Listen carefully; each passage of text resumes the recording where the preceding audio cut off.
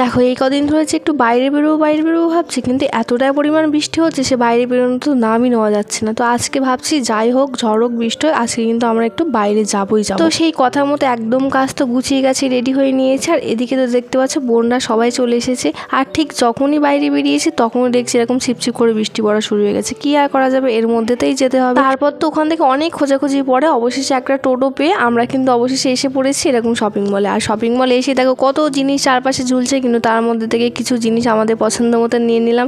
আর তারপরে তো খিদে পেয়েছিল বলে একটু মোমো খেলাম। আর গরম গরম মোমো খেয়ে তারপর ইচ্ছে করছিল একটু ঠান্ডা ঠান্ডা আইসক্রিম খেতে।